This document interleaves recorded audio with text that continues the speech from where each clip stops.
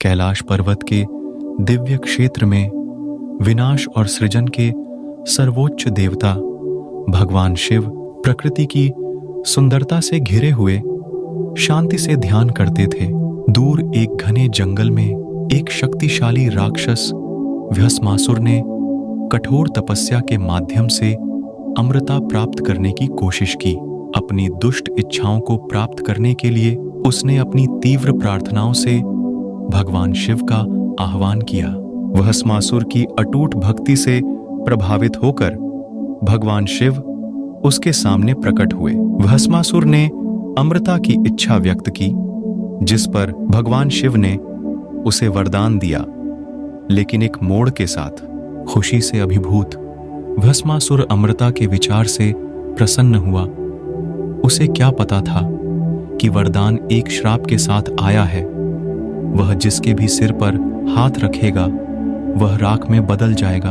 अपनी नई शक्ति से उत्साहित होकर भस्मासुर ने किसी और पर नहीं बल्कि स्वयं भगवान शिव पर इसका परीक्षण करने की साजिश रची। एक भयावह मुस्कुराहट के साथ वह अहंकार और महत्वाकांक्षा से प्रेरित होकर अपने मिशन पर निकल पड़ा। भगवान शिव सर्वज्ञ भस्मासुर के भयावह इरादों से अवगत थे। उससे डरने के बजाय उसने शांति से राक्षस को मात देने और दैवीय व्यवस्था की रक्षा करने की योजना तैयार की। जैसे ही भस्मासुर दुर्भावनापूर्ण इरादे से पास आया, भगवान शिव ने अपनी दिव्य शक्ति प्रकट की। उन्होंने विनाश का लौकिक नृत्य तांडव शुरू किया, जिससे आसपास का वातावरण आग की लपटों और दैवीय ऊर्जा से भर गया। अपने अहंकार में भस्मासुर अपनी दुष्ट योजना को अंजाम देने के लिए भगवान शिव के पास पहुंचा, लेकिन जैसे ही उन्होंने भगवान शिव के सिर पर रखने के लिए अपना हाथ बढ़ाया, उन्हें अपनी मूर्खता का एहसास हुआ।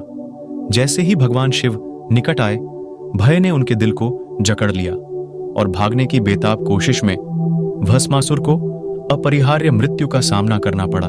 भस्मासुर की हार के साथ भगवान शिव ने ब्रह्मांड में संतुलन बहाल किया।